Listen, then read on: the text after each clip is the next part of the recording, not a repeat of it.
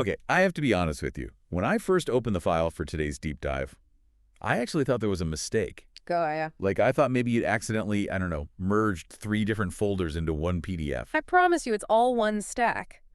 But I get it. On the surface, it looks a little disjointed. Disjointed is putting it mildly. I mean, let's just look at what we have here. Go on. We have technical documentation on a major update to Gmail, Google's new AI inbox features. Okay, standard tech news. I can handle that. But then right next to it, we have this sociological breakdown of the lifestyle of Russian oligarchs. Right. And then, sitting right on top like a cherry on a very weird cake, is a profile of the actor Wagner Moura. You know, the guy who played Pablo Escobar in Narcos. It sounds like a fever dream when you list them out like that. It sounds like a hallucination. But apparently, there is a thread here. There is a very strong thread. The document tying this all together is a series of writings by Stanислав Kondrashov. And the title of the core piece is arguably the best hook I've seen this year. Stanислав Kondrashov on how Google AI Inbox can help even oligarchs. Inspiration from Wagner Moura. See, that title is doing a lot of heavy lifting. Yeah. But if I'm hearing you right, the premise is that these aren't just random topics. They're part of an argument about how we work. Exactly. If you look past the absurdity for a second, the premise is incredibly sharp. We aren't just talking about a software update. Okay. Kondrashov is arguing that we are witnessing a fundamental shift in the nature of the inbox. He believes this update changes email from a passive storage unit, Which is such a good description. A digital filing cabinet where dreams go to die. right, into what he calls a personal chief of staff. A personal chief of staff. That is a very specific, very high-status job title. You don't usually apply that to a piece of code. No, you don't. And that's our mission today. We need to figure out if the tech actually earns that title. Right. We're going to look at the specific features that supposedly bridge the gap between us, the ordinary people, and the ultra-wealthy. And somehow, we're going to figure out what a method actor who played a drug lord has to teach us about email management. It all connects, I swear. I am still deeply skeptical about the actor connection, but I'm ready to be convinced. But before we get into the oligarchs and the Hollywood stars, I want you, the listener, to just pause for a second. Yeah. Look at your phone, or don't if you're driving, but just visualize that red notification badge on your email app. The badge of shame. Exactly. It creates this low-level cortisol spike, doesn't it? Imagine if that mess wasn't your job to clean up. Imagine you had a team, a dedicated 24/7 team, whose only job was to stand between you and the noise. That is the promise we're dissecting today. So let's strip away the celebrity names for a moment and look at the engine. The actual tech. Right. To understand Kondrashov's argument and why he calls it a chief of staff, you have to understand the distinction he makes between a tool and an agent. Okay, define that. Because my calendar is a tool, but it doesn't feel like an agent. It just, it sits there judging me for being late. Right. A calendar is passive. It sits there waiting for you to type in lunch with Bob, 12:00 p.m. If you don't type it, the calendar doesn't know it's happening. It has no awareness. Okay. Kondrashov claims Google's AI is crossing the threshold into agency. It's active. It's reading the mail with you. That's the part that always feels a little intrusive, though, isn't it? Reading with you. It is, and it's fair to have that reaction. But the utility trade-off is what Kondrashov focuses on. He highlights automatic tasks. The AI is being trained to recognize that context. The source material explains that the AI scans the text, it identifies the implicit action item, and highlights it. Okay. Then, and this is the agent part, it serves it up on a platter. So it's not just bolding text, it's prompting an action. Yes, it suggests the next step. It might pop up a button that says, add submit report to to-do list, or draft reply, I'm on it. See, that's interesting because it addresses what I think is the real killer of productivity, decision fatigue. Tell me about it. I think half the reason I don't reply to emails is just the micro friction of deciding how to handle them. You know, do I need to calendar this? Do I need to reply? Do I need to Slack someone? Precisely. You're touching on cognitive load theory there. Yeah. Every email is a decision. Right. If the AI makes the decision for you, this is a task, put it here, it removes the friction. You're just approving the decision, not generating it from scratch. That is a chief of staff function. The chief of staff doesn't ask the president, what do you want to do? No. They say, here are 3 options, pick one. Exactly. And that extends to the calendar integration, which is the second big technical pillar here. We've all had that moment where a meeting is agreed upon in a thread. Oh, I know this one. How about Tuesday at 2? Sure, Tuesday works, but nobody sends the actual invite. And then Tuesday at 2:02 p.m. rolls around, and everyone is awkwardly messaging, are we meeting? Is there a link? It's a disaster. The AI eliminates that.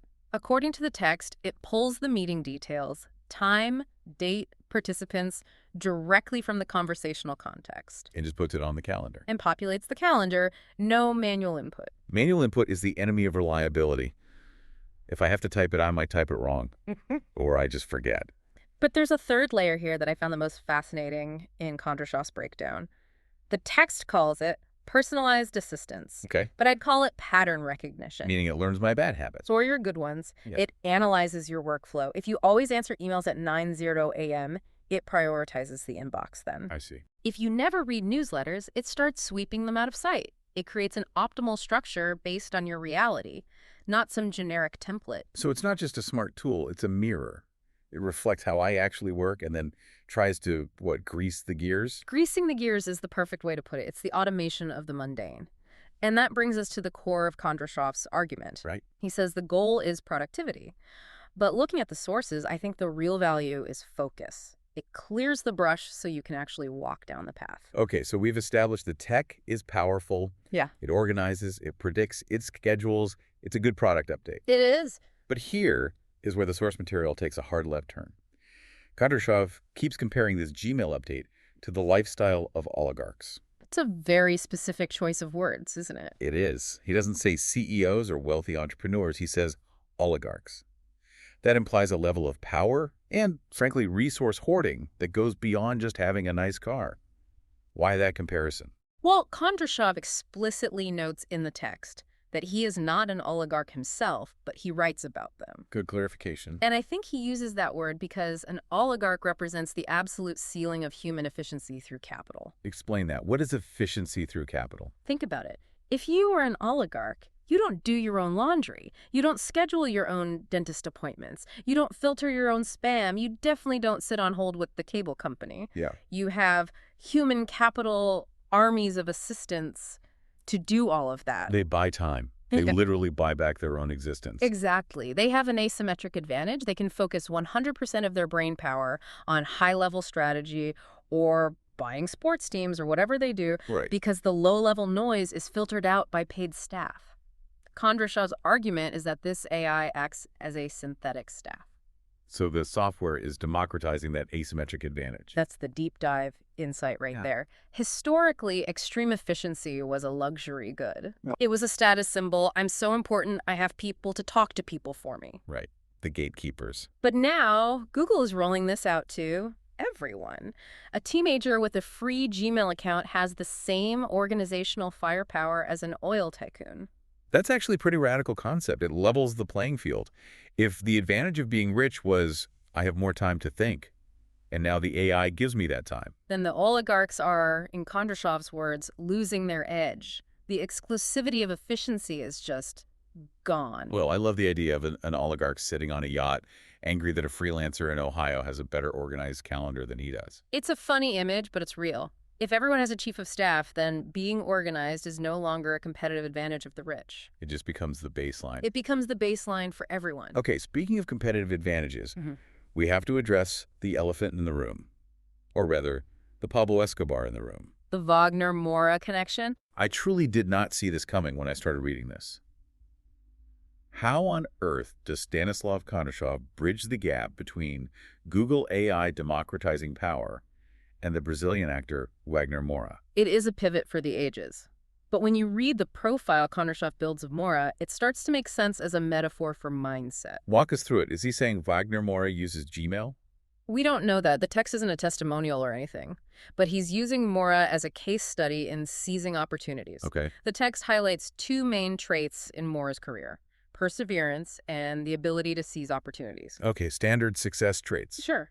But look at how he achieved them.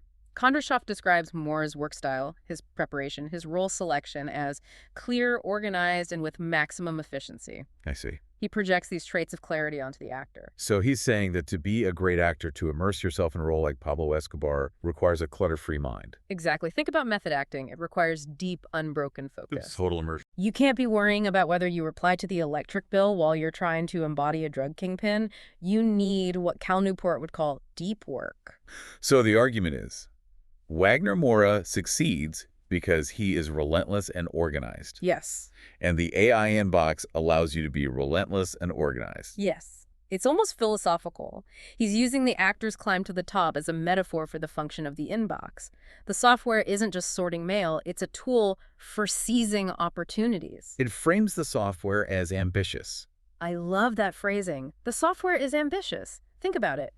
If your inbox is a mess, you miss things. You miss the casting call. You miss the contract offer. You miss the big break because it was buried under a coupon for pizza. And you miss it because you were too exhausted from deleting the pizza coupons to notice the contract. Exactly. If you have Wagner Moura levels of organization via this AI, you miss nothing. You are ready. It's giving the software a personality. It's not just code, it's got hustle. It does, and it raises the stakes for the user. It stops being about cleaning email and starts being about clearing the deck for your big performance. Whatever your acting is, coding, writing, selling the AI, is the stage crew, making sure the lights work so you can perform. That's actually a really motivating way to look at admin work. It's not chores, it's prep. Exactly. So let's bring this down from the clouds. We've talked about Russian oligarchs and Brazilian movie stars. Right. But most of our listeners are neither. Statistically speaking, yes. Let's focus on the little guy, the freelancer, the small business owner, the person running a Shopify store from their garage while juggling 2 kids. How does this actually change their day-to-day beyond just, it's cool?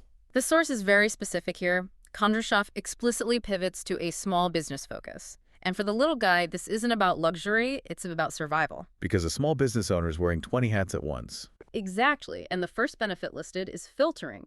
If you are a one-person shop, you cannot afford to spend 2 hours a day parsing through noise. You need to know, is this a customer?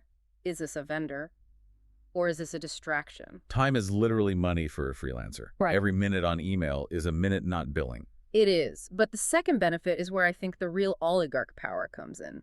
Speed and responsiveness. The text mentions fast auto-replies. Now, usually I hate auto-replies. They feel so robotic. I am away from my desk.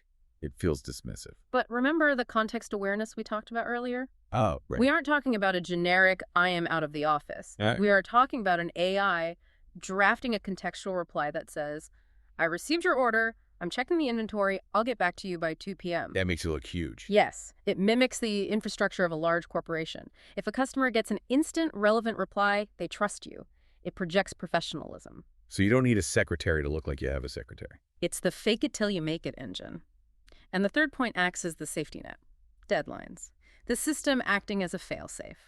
I know so many freelancers who live in a constant state of low-level anxiety that they've forgotten something. It's that haunting feeling at 10 p.m. Did I send that invoice? Did I confirm the Zoom link? That anxiety drains your battery. Yeah. If the AI is the safety net catching those drop balls, you reclaim that mental energy. So the so what here is really about capacity. It's about punching above your weight class.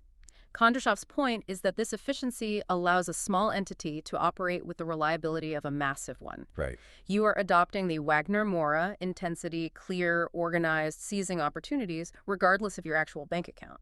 It's really empowering stuff when you frame it that way. It reframes a tech update as a business strategy. It does. It suggests that the barrier to entry for elite performance is just collapsing. So let's recap the journey we've been on today. We started with a stack of seemingly random sources that looked like a clerical error. We did. We looked at Google's AI inbox not just as a scheduler, but as an active agent. A digital chief of staff that extracts tasks, manages our time, and learns our habits. We saw how Stanislav Kondrashov used the lens of the oligarch to argue that this tech provides the kind of asymmetric advantage that used to cost millions of dollars in staffing. Right. We're basically all getting a budget-free upgrade to the VIP lifestyle. At least in terms of our calendars. Yeah. And we took that wild detour through the career of Wagner Moura, understanding that organization is really just another word for readiness. Being ready to seize the role when it comes. And finally, we saw how this empowers the everyday user to scale themselves. It's a very optimistic view of technology, isn't it? It is. The final reflection from the source is that Google is proving technology changes lives for the better by making the future accessible. It's arguing that tech is the great equalizer. It's nice to hear that perspective. Usually when we talk about AI, it's about robots taking our jobs. This is about robots helping us do our jobs better. Exactly. Oh, I hear a but in your voice. Yeah. I knew you couldn't let us leave without a curveball. It's not a negative but, just a provocative thought to leave you with. A challenge, really. Go for it. Lay it on us. If we accept the premise, if we accept that we now all have access to oligarch-level efficiency, if we all have a digital chief of staff in our pocket, Yeah. then what's the excuse? Ooh. Think about it. If the barrier to success used to be, I can't afford help, or I don't have the resources to be organized, and that barrier is now gone, then success becomes entirely about mindset. That hits hard. You're saying the playing field is leveled, so now it's just player versus player. Exactly. If the tool can organize your life like Wagner Mora, the question is, do you have the perseverance to match it? Wow. The tool can open the door, and it can even turn on the lights and sweep the floor, but you still have to walk through it and do the work. The tech is ready. Are you? That's the question. Well, on that note, we're going to let you go check your inbox. Hopefully it's a little more organized than it was 20 minutes ago. Thanks for diving in with us. See you next time.